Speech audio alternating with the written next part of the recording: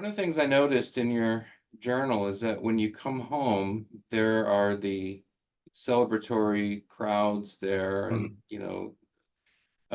you write about you're on a bus and you've got bikers and vehicles, Yeah. and kind of welcoming you home. And I think that's a reminder of the Gulf War, the response to veterans coming home from the Gulf War, which itself is a response to Vietnam. The guys come home from Vietnam and they get overwhelmingly, if not hostility, indifference. And so all of that's a response to that.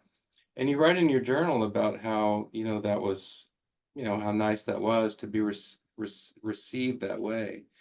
But then as the journal goes on toward the end, let me actually read this. You said to return to a country that on the surface seemed so blissfully ignorant of a war that was being waged in its name was a slightly troubling experience. So I'm just interested in kind of that transition in your own mind from the, wow, we're being celebrated and that's great. You get back, you settle in, you start looking around, you go back to college, you're paying attention to what's going on. You see that most of these college kids don't have a clue of what's going on in Iraq or really anywhere else in the world. And there's this feeling like of disconnect, right? So is that correct that initially you thought, wow, this is, we're being received home, it's great. But then as time goes by, you realize, no, actually, there's a huge disconnect between the country and the tiny number of people who are actually involved in this thing in Iraq. Yeah. No, I think that's right. I mean, in terms of the trip home, yeah, I mean, it couldn't have sort of been better organized. As you said, they picked us up at Richmond Airport in buses and they had a police escort and people on motorcycles and, horns and sirens blaring everywhere we went and people waiting on the sides of the roads. It was really well done and kind of, I think, kind of what everybody needed, really. So it was nice. And then in terms of that creeping sense of everybody sort of not really being in the same frame of mind as we had been, and maybe it was compounded a little bit by the fact that I was in college. So, people aren't really spending a ton of time thinking about world events. They're thinking about what they're going to do that weekend. To be fair, I guess it wasn't sort of a full on World War II style effort.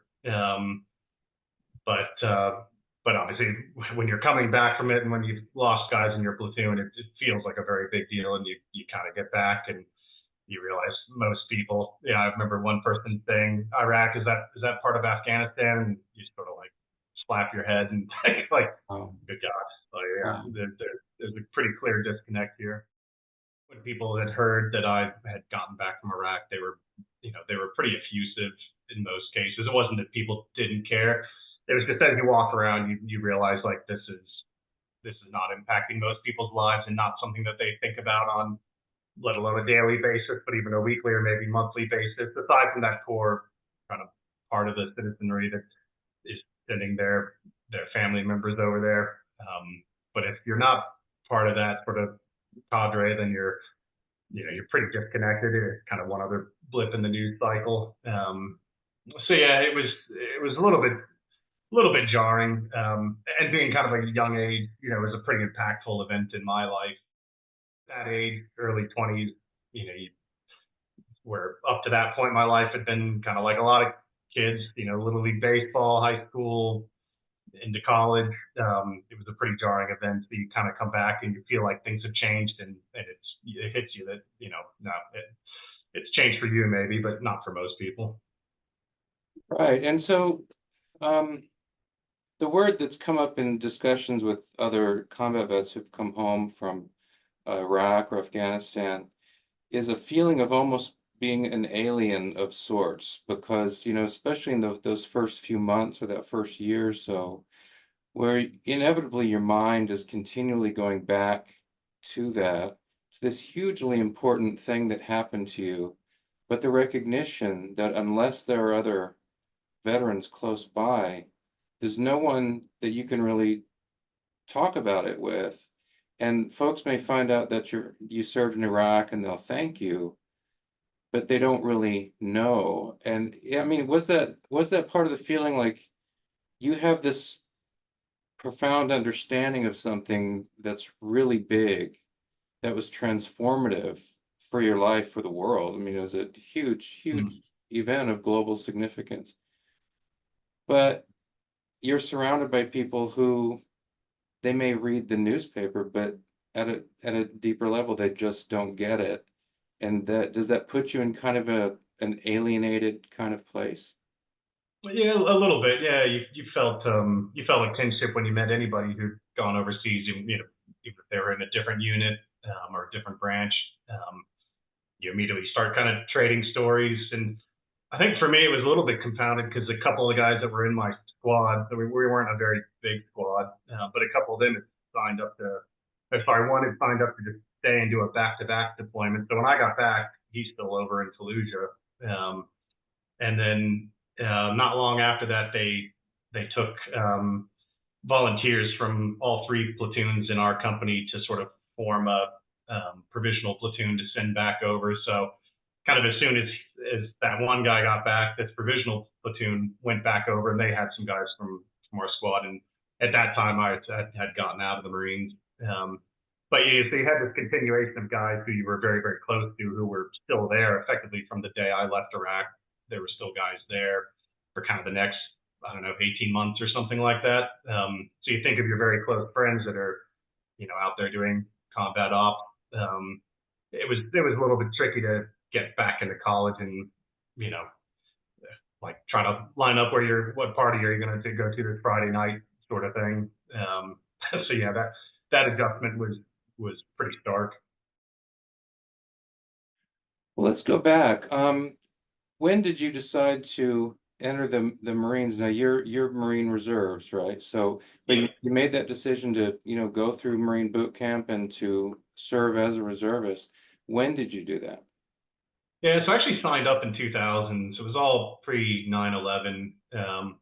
And the motivation was kind of my dad was career Air Force, his dad was career Air Force. Yeah, kind of military tradition going back to the Revolution. And always had that sort of, yeah, I always felt compelled to serve in some way, shape, or form, whether it was the military or some other function. So I always wanted to do that. And at the time, I thought I'd want to go in as an officer, but wanted that experience of being enlisted.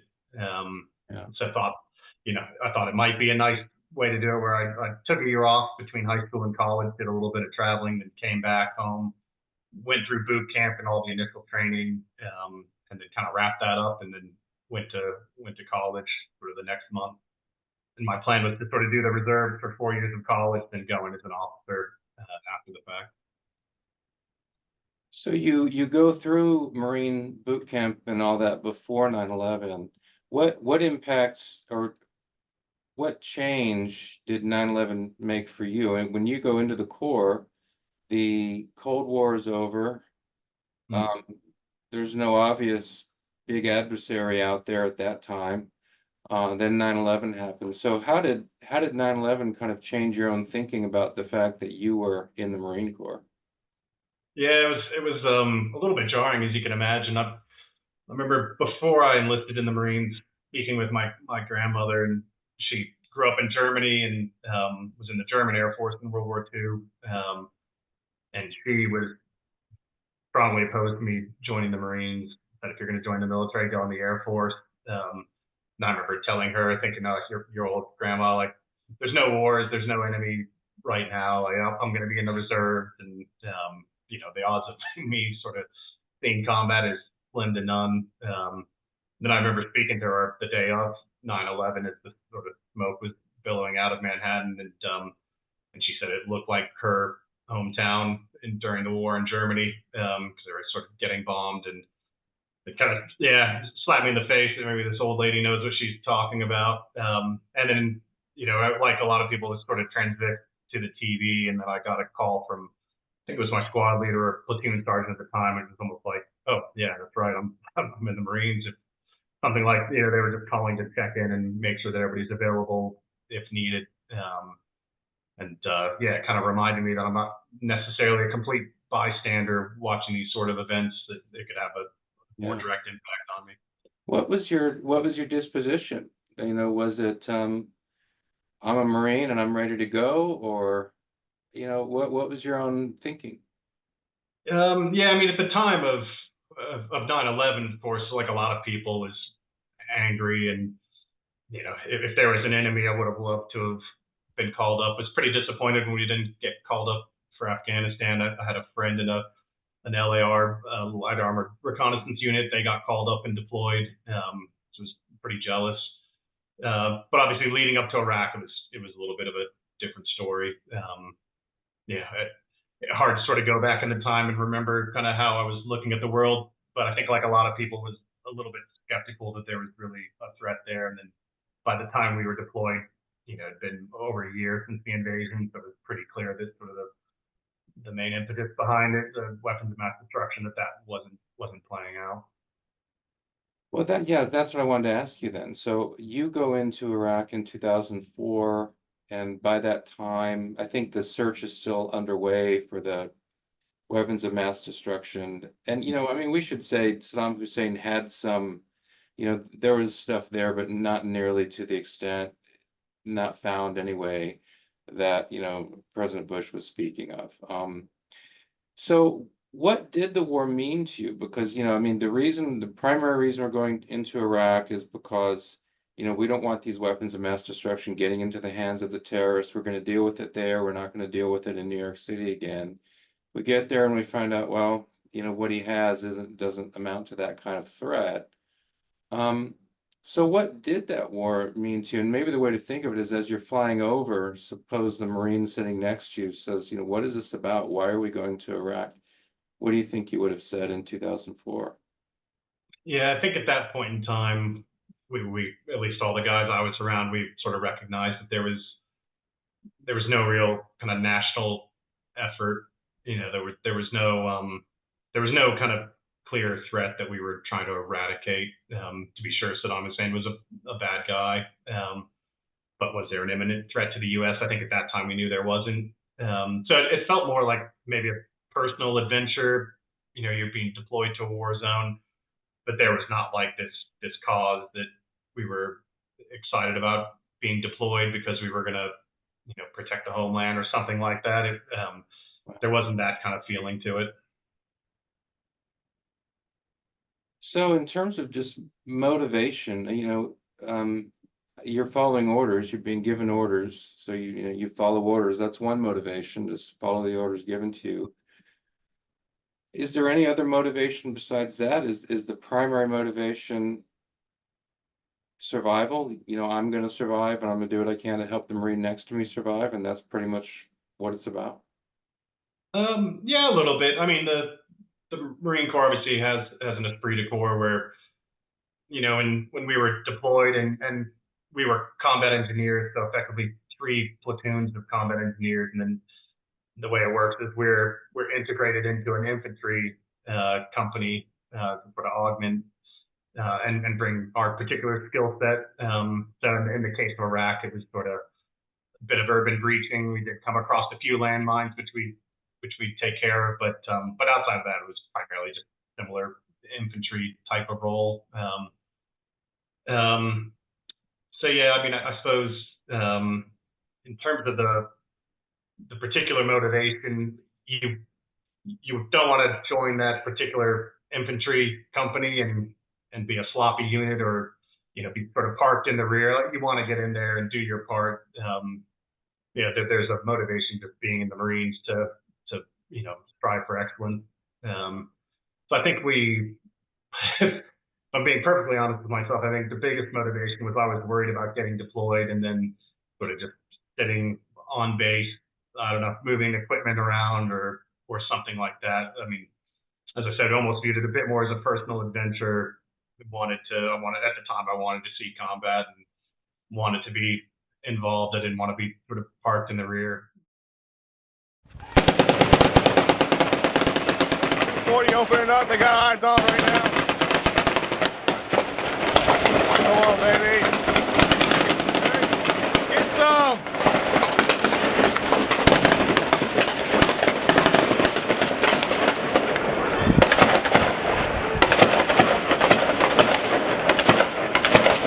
Guard squad's out there too.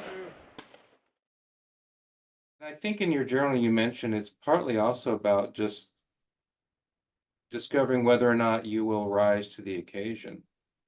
You see it as kind of a test. Is that right? Yeah, no, I think so. I think, probably seems a little silly in retrospect, but when you're whatever we were, late teens, early 20s, most of us, Yeah. you wanted to get a combat action ribbon, come back, and you didn't want sort of people to, you're worried about kind of how you're perceived. You don't want to come back and people say, "What did you do?" And you're like, "Not really anything." You want it to be in the mix.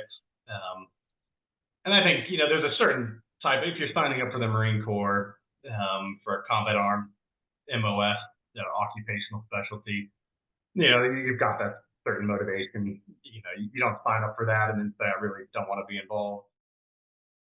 After the first 24 hours, your first 24 hours in Iraq, what was your impression of the place? It didn't quite feel like we were in Iraq those first 24 hours. It's funny, the progression, I don't know if this was intentional or not, but when we were called up, so we did training in Camp Pendleton in California. So nice base, nice facilities. And then we did an exercise in March Air Force Base, the decommissioned Air Force Base. We were doing sort of urban combat training. But anyways, the kind of facilities kind of kept getting less and less nice. And it felt like when we got to Iraq, that was just almost one more step in that progression. So we landed, facilities are a little dumpier than the previous place we've been, but outside of that, you're just kind of on a big U.S. military base, at least for the first 24 hours. Where I really realized I was in a combat zone was we were at a part of Al-Assad Air Base in Al Anbar province, this sort of big U.S. military base, at least at the time. And we were in a subsection called Camp Devil Dog, and we were eating in the chow hall, I think it was breakfast, and suddenly heard this boom, and everybody kind of stopped eating, and then heard another boom, and everybody got down, and then everybody had to run back to the tents and put on flak jackets and helmets, and you could see the kind of dust kicking up near one of the runways, and it was a rocket attack. But that was where I realized, like, God, I'm not just on a slightly dumpier military base. Could be in a desert in California, like we're in a war zone. And I think that kind of hit everybody at that point in time. Yeah. And where were you based most of the time? So I spent the bulk of my time in the western city called Rutbah. It's kind of near the first kind of major city on your way in from the Syrian and Jordanian borders. At least that part of the borders where they all kind of meet. There's one highway that runs east-west from there. So you come in from Syria, the border crossing there, or from Jordan. Then those both kind of meet on that highway and runs all the way to Baghdad. Okay. What was the basic mission of the Marines who are there, the Marines you're with day to day? What's the basic mission where they are there? Yeah, so that highway was a supply, an MSR, I forget what it stands for actually, the major supply. Yeah, main supply route, I think, yeah. So it was kind of keeping that clear, because we did find IEDs along that highway from time to time, and the unit previous to us, there were quite a few IEDs. They spray paint, so you could kind of see where IEDs had previously hit. They spray paint that area of the highway, so you could kind of see it coming up and keep alert. And there were certain pockets where their areas were spray painted pretty heavily. We're passing through a zone where, for whatever reason, it's got line of sight to a village or something where somebody can be watching the highway. But but it was keeping that open. And then the route in Michigan, which was a road to the south of it that predates the highway that most of the towns are sort of built around. That was the secondary MSR, and so notionally it was to keep that open as well. So that would involve us kind of poking around in the city. Otherwise, there was really kind of no need to be there. We weren't sort of providing kind of permanent security, at least at the time I was there. It was kind of ad hoc raids to try to catch either people hiding out in our area or people that were active and trying to disrupt the MSR. That was effectively the overall mission. So then so if I hear you right, then the primary mission is to just watch this main supply route to keep it clear of IEDs. And then sometimes then that would involve raids in the cities if you have information that there's somebody in the city who's responsible for the IEDs. Or if there's information that someone has come in, maybe from Fallujah or some other place, who's an important target, then you'd go after that person. Yeah, exactly. There were tribal connections between that city and Fallujah. So one of our sister platoons in our company was integrated with a rifle company and was in the Battle of Fallujah. And we saw an influx of people coming into our city that were from there. So yeah, it was some of that, and then the fact that that secondary MSR ran through the city. Yeah, you couldn't really set up kind of Overwatch um, points in the city, obviously, for that route. Right. But we would, you'd get mobile patrols and or foot patrols and kind of go up and down that road. I don't know how safe, that keeps it necessarily, but that's what we do. Is you'd run through the city, and then there were ambushes or IEDs related to that. Probably more often that than the actual highway, which was north of the city, because the highway was kind of bordered by desert on either side for the most part. It was, you could set up kind of Overwatch points, and it was pretty hard for insurgents to set up IEDs if you were kind of doing that systematically. Now, so in either of these cases, so in the one case, operations related to the supply route, and then operations actually in the city, how did your job come into play in both of those contexts? Yeah, I think so. We were combat engineers, so there a few different functions that we do. We're meant to be sort of a utility to the infantry that we're integrated with. So, if there's obstacles that either need to be set up or breached, that's kind of the job of an engineer.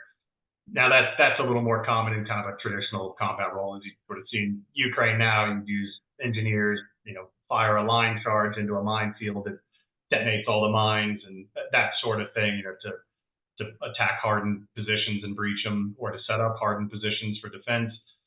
Obviously, we didn't have that in an insurgency.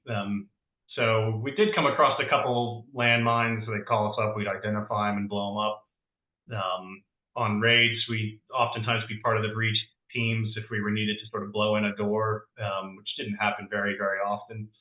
So I'd say, you could chalk it up to almost 95% of the time we were just provisional infantry. Effectively, you'd have on one Overwatch position a squad of infantry, and another one would be our squad. Another one would be a squad of infantry. So we were just kind of a additional manpower that had slightly different skill sets that could be utilized from time to time, but not too frequently.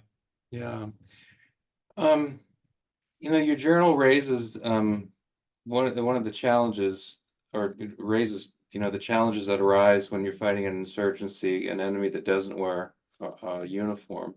You don't know who's friend or foe, and you write about breaching homes, and like at 2 in the morning or 3 in the morning, getting in there, searching, and then concluding that we're in the wrong place.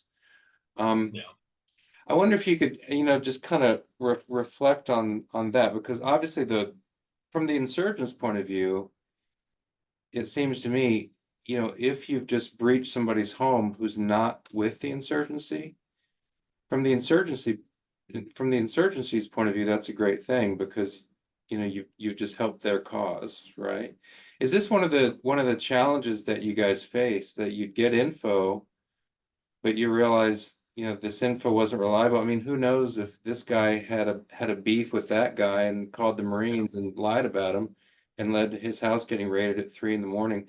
Was this one of the challenges that you guys faced, just the problem of trying to deal with the insurgency, but in the process of doing that, potentially actually assisting the insurgency does that make sense?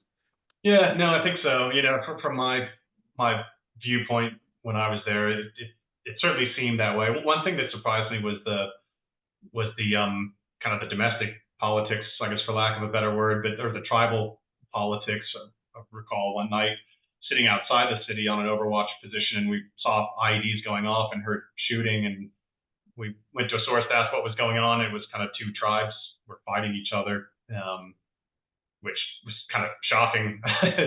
Hadn't expected that sort of thing to be going on. So yeah, I mean, the information we're getting, don't know how reliable it was. And yeah, I could think of two anecdotes that kind of highlight this.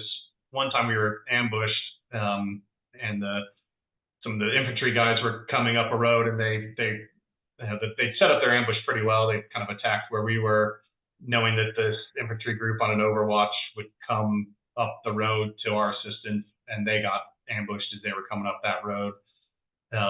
And after it all kind of died down and was done, you saw a bunch of young military guys coming out of the building that had been firing on the infantry as they were coming up. They just hopped in a car and drove away, and was like, that was them. You know, they don't have weapons. There's nothing we can really do. You know, we couldn't chase them down in our Humvees, you know, as they zipped into the city. But you could see the insurgents there, and kind of nothing you can do but sort of scratch your head. Is that because the rules of engagement, that if they don't have weapons, then you can't fire on them? Yeah, at least at that point in time. You know, I can't remember specifically, but I do remember in that particular instance, we had a guy in the Humvee with the 50 cal, and he couldn't fire it at the insurgents firing at us. I don't know if that was just sort of a game day call by the officer in charge, because the city was behind them, so rounds would have undoubtedly gone splashing into the city, or if the rules of engagement were just such. But yeah, definitely we couldn't fire on those guys coming out of the building, because, you know, for all we know, that was a class letting out, or people who've been in there and heard everything going on and were trying to get out of there as quickly as they can. You kind of know it's the insurgents, but yeah, notionally maybe it wasn't them, so you couldn't just mow them down. So yeah, you have instances like that are pretty frustrating. But I remember another raid we went on where it was exactly as you described in your initial question. We ended up hitting the wrong house, and I was kind of standing in one of the rooms that we cleared, and the translator was kind of berating the homeowner, saying, do you have any weapons? Do you have any weapons? The guy zip tied. He says no. And then they find a handgun, and they all have weapons, you know, there. It'd be sort of silly not to. And so he's kind of, you know, shaking it in front of his face. As we leave the guy zip tied. And it was the wrong house that we hit. And I remember thinking that if that guy didn't hate us before, it was pretty humiliating. He's on his knees, kind of getting almost taunted in front of his family. You know, if that guy didn't hate us before, he definitely hates us now. And so yeah, you compound that by all the units that were in Iraq, and yeah, it's hard to fight an insurgency. No secret there with conventional forces. Yeah, that really is one of the challenges of these insurgent wars. Did anything, I mean, was there any effort that you're aware of to try to make up for it? I mean, did an officer come in, you know, at the end and say, hey, you know, sorry, we thought this, we were wrong, sorry, we busted into your house, here's $100 or something like that? Or was it just, you know, that's just how it is? You know, I don't recall anything like that. I remember hitting one house, and you know, people were outside shivering. We brought them blankets and gave them some snacks. I mean, you know, we're humans, so you're trying to kind of be nice to the people by and large. But I don't know if there was ever sort of a standing policy of sort of apologizing or giving any kind of compensation. Wow. You mentioned a minute ago that, you know, you've got this one instance where you've got Iraqis, is it from different tribes fighting each other? So you've got, you know, some kind of mini civil war within whatever's going on in Iraq. And I wanted to ask you, you know, who in your mind was the enemy? And here's a passage that I'll read to you. Let me see, we heard a large explosion about 400 yards south on Phoenix. That's one of the routes. When we got there, we saw an Iraqi guy who had been blown apart while putting in an IED. There wasn't anything we could do at that point. Some guys took pictures. It was interesting to come face to face with the enemy, or what was left of one, although it's just as likely that he wasn't actually an insurgent, rather just a guy trying to make a buck by putting in an IED, right? The insurgents paying these people, I think sometimes kids, to do this. So the question is, who were you fighting? Did you know, was it an array? You know, today we might be fighting this group, tomorrow we're fighting these people, the next day we're fighting some other group, or, who were you fighting? I never quite zeroed in on that. It became pretty clear early on that we were sort of dropped. You sort of think of a conflict like that as two sides fighting each other, Yeah, but we were sort of a foreign actor dropped into a pretty complex environment, and don't think, at least I didn't fully appreciate that for a little bit of time. Yeah, there were these sort of Iraqi clans or families fighting each other. As I understood it at the time, a lot of it was sort of smuggling, because we were in a city near the border, so they could, smuggle in vehicles and cigarettes and these sorts of things. And yeah. almost kind of like mafias fighting each other. And then, yeah, there were, I think when we first got there, we were told that the cost of putting in an IED, because a lot of times the insurgents wouldn't be the ones putting them in, that cost was rising, which was a leading indicator that we were being effective in sort of eradicating IEDs. I don't know if that ever really panned out in actuality, but yeah, it was pretty clear that, if you were, massive unemployment there at the time, if you were a young unemployed guy, go out there and put in an IED and you get paid $20, a lot of money for them. So yeah, you go there with kind of a vision that if you saw some guy putting in an IED, he's clearly a bad guy, and you gotta try to take care of him. But yeah, it didn't take long before you realize this is maybe a little bit messier than we sort of fully appreciated. And their other element was being a border city. There was the foreign fighters that were flowing through for the most part. I don't know that many of them were permanently in our area. And I never found out for the few suicide bombers that we had, whether they had papers on them, oddly enough, even though they were meant to be blown up. But I never found out if they were. I always kind of assumed that they were foreign fighters versus locals. I mean, it sounds almost surreal. You're fighting people, but you don't know who you're fighting and you don't know what their motivations are. Yeah, a little bit. Yeah, which is why, kind of going back to the beginning, I don't know that there was a sort of overarching cause that we felt we were there, striving towards, or that there was even a finish line. If say the entire time we were there had IDs had stopped and there was no ambushes, at least in our little area. It's not like we won the war then. So I think it was kind of get over here, do your job to the best of your ability, and that was about it, really. Well, the weapons of mass destruction thing, kind of peters out, and then President Bush begins to emphasize, this idea of helping Iraq become a model democracy in the Middle East. And, I don't think he meant Iraq becoming like Japan or Switzerland or something like that. But, something reasonably well functioning like we might see in Central America or the Philippines, something like that.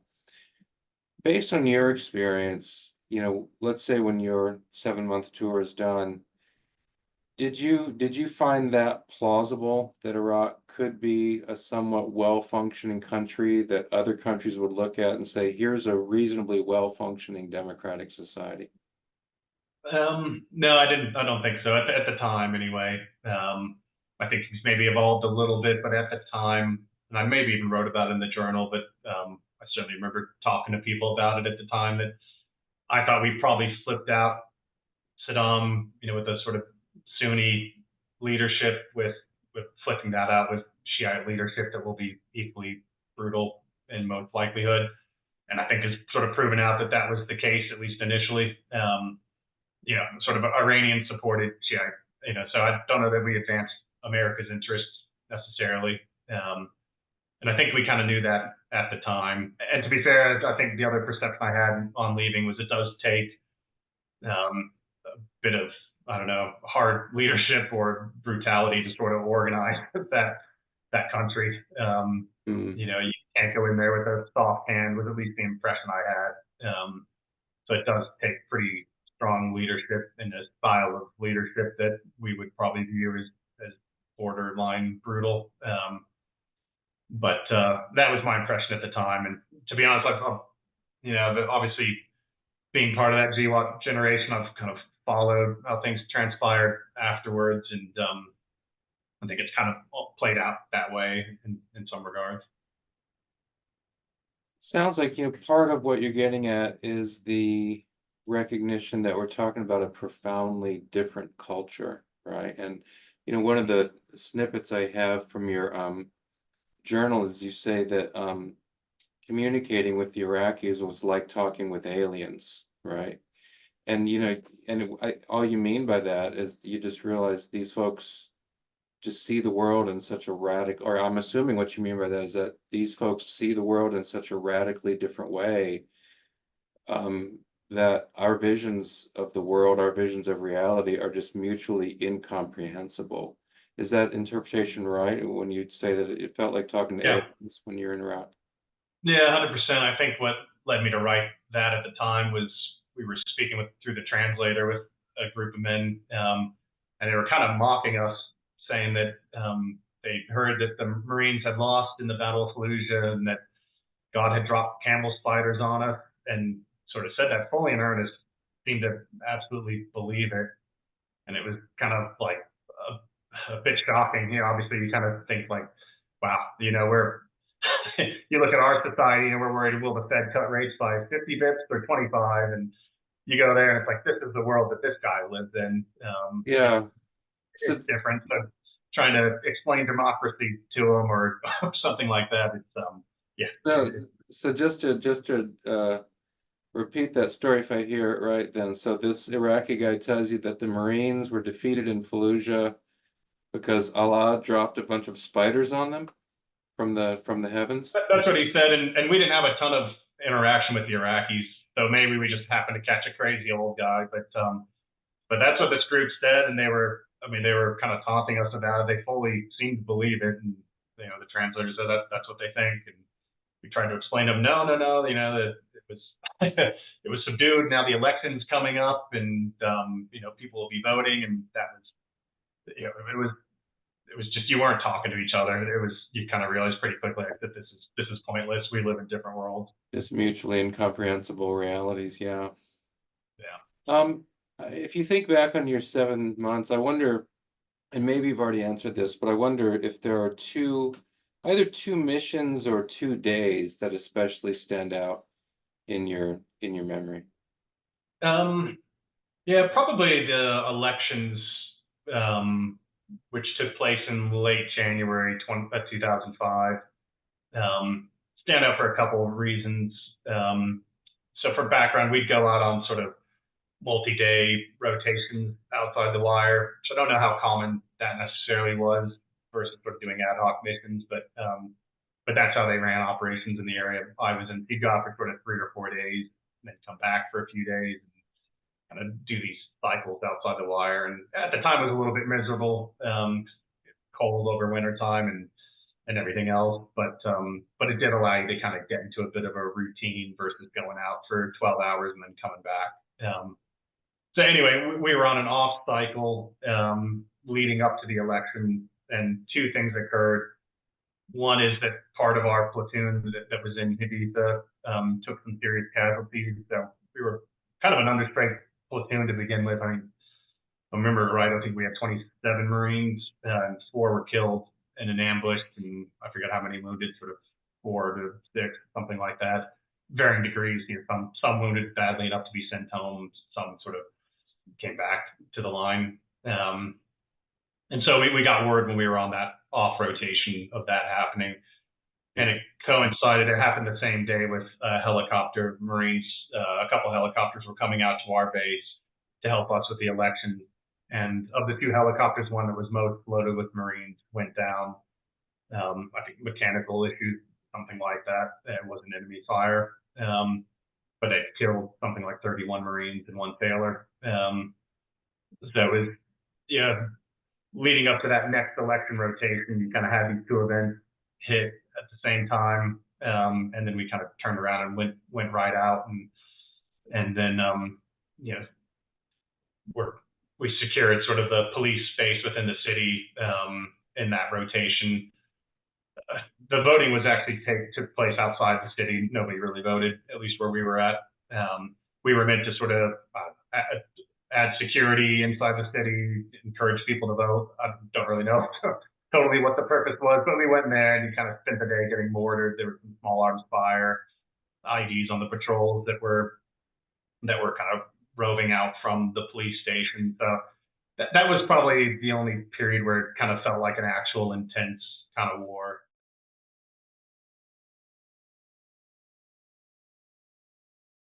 What impact, if any, did that have on you? Because I'm hearing you and you're saying, well, we're providing security for this election as part of this story that's unfolding, at this time. We lose a lot of Marines. We have a helo that goes down. So we've got a significant number of killed in action. Well, we've got the guys killed in action. We've got the guys killed in the helo crash. We've got the mortar rounds coming in. And then you said that hardly anybody voted. Mhm. And so, in my mind, I'm asking myself, so then what's all this about? Why are we experiencing all of this? We're providing security for this election, but no one's voting in the election. So what, the Iraqis don't care, or they're too afraid to vote, or something? I mean, I don't know why they're not voting, but they're not voting. But we're experiencing all this while this election, has, effectively is pointless, right? Mhm. So it's not really a question. I guess I'm just interested if you have a response to kind of, my processing of what you just said. Yeah, I mean, it wasn't lost on us. I think they said less than 100 people voted in an area that had, yeah, there's an accurate count, but like between the city and then kind of the outlying areas, somewhere between 50 and 75,000 people. So, there was effectively zero turnout. That said, at the time, I don't think it was something that really bothered us necessarily. As I said, there wasn't this like driving ambition to deliver democracy to these people. It was, we're part of a Marine combat unit. We've been deployed. You do the mission, do your job. I don't think there was this driving cause at that point, this overarching cause that we were disappointed by the turnout. And equally, had the turnout been high, I guess that would have been nice, but I don't know that we would have been, going back to base, popping champagne and excited about that either. I don't think. Would it have made a difference? Yeah. Yeah. You write about these four Marines, KIA. I guess there are five that you mentioned in your memoir, but there are four on the same day. I believe it was January 26th, 2005, if I remember correctly. Yeah. And you bring them up, you write about it when it happens in your journal, but then you write about it again. You come home and you're thinking about them, the Marines you're with. You guys have just come home. Some of the guys have things tattooed on them to remember those Marines. How would you describe the way that news settled in on you and the Marines you were with? Yeah, it's one of those things I've kind of wondered, if that wouldn't have happened, how I would have viewed that deployment. As I said earlier, I was looking to sort of go in as an officer after college. Would I have still done that? I think it would have colored the deployment obviously differently. He went over there, saw some action, not a ton, like I said, it wasn't, it was, I think in a lot of respects, kind of probably a typical combat deployment, at least for that period of the war. So if we'd all come home intact, I think, would have viewed it as, I don't know, just probably almost a bit of a jaunt. Like, on the Marines, you got to see some of this stuff that you kind of thought, you might not see, and cool, tick the box. That was neat. It took it from that to something obviously pretty dark, to lose, good people like that. As you mentioned, there were 5 in our company. As I mentioned, we had 3 platoons. They were sent to different parts of Iraq. One was in the Battle of Fallujah, and lost a Marine there. And like a guy we knew from training, and everything else, doing our reserve weekends and 2 weeks in the summer, that sort of thing. And then the other 4 were in our platoon. And then there were some guys that were seriously injured. Our platoon commander in a separate ambush lost his arm. So, I mean, and that happened in early January, and then in late January when the four guys you mentioned were killed. And so, it obviously changed the perception of the whole thing. It's all very sad, still something to think about today. I don't think anybody in our platoon, if you asked them about it, had, not something you go from when you get home thinking about it every day, multiple times per day, to less and less, of course. But these were good guys, and in a couple cases, really good friends. So yeah, it was it's just a tough thing to kind of live with. Yeah. So this series of things happening around the election, that's one thing that, stands out very much in your memory. Is there another particular mission that stands out, especially in your memory? There are probably a couple things. I don't know if they missions versus just kind of events, but our vehicle when we stopped and the translator and officer were chatting with the family and trying to just get some intel. There were our two Humvees, one pointed one direction, one the other, in front of the road, and we had a car bomb that then kind of chirped its tires, went off the road, and kind of hit the gas and was making a line straight for us. And luckily, the guy in our fire team that was on the squad automatic weapon that was covering that road was alert and shot him, and we all fired, and but he stopped him effectively with that fire, and the car kind of veered back up to the road. And I mean, obviously, a couple things. One was I think we all reacted well, but in particular that individual, because you spend the entire day, the entire sort of 3-4 day rotation driving around. You're on overwatch, staring at a road, that's empty most of the time. And driving around to different, houses, talking to people, and so it's hard to stay alert if you've got an energetic mind and you want, you get bored just staring at an empty road for hours at a time. And when a vehicle comes by, it's hard to sort of sit there. And so he was obviously doing what he needed to do and was alert. And, the gunner. Yeah, exactly. And I think everybody's reaction, he opened fire. He was in the position to do so, but everybody opened fire. We immediately sort of spread out. And you touched on it earlier. You kind of are always curious, how will you react? It was a pretty quick event, but, I felt some pride in myself that I grabbed, my rifle and fired in the same direction. We jumped out of the vehicle, set up a perimeter, kind of the training works kind of moment. And then the only other sort of similar type of event that happened earlier, I think, but was probably the most affirming for me personally. And if I walk away from that whole experience, one of the kind of bright parts, at least for me, was sort of did react the way I hoped I would, was when we were ambushed. We were sort of had an element that was out stopping vehicles, and then we were kind of in overwatch protecting that element, and we were attacked from the direction of the city. And at first, kind of was looking frantically. An RPG flew over. We're looking frantically for where these guys are. You wanted to fire so badly, but you couldn't see them. You didn't know where the fire was coming from, and so held off firing, which is kind of a core part of training, is you don't fire until you identify a target. And then when we did identify where they were coming from, sort of got up. I think I was on the 240 Golf machine guns. I got up, ran that back. It's too big to run around with sort of individually, so threw that in the back of the Humvee and grabbed the saw and ran back out. But just that kind of feeling of running toward the fire, that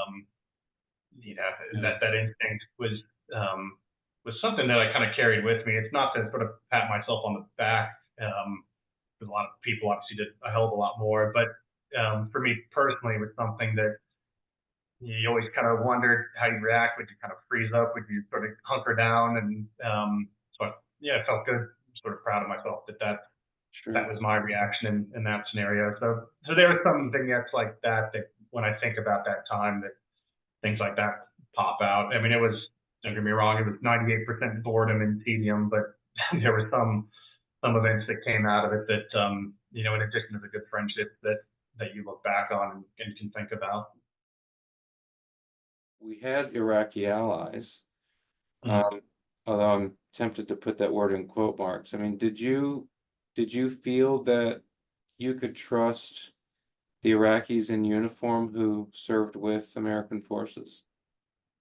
Um, not on the whole. When we first got there, as I mentioned, the unit we replaced used to spray paint, on the side of the road to, kind of spray some color all over the place. So you could see where IDs had previously been placed.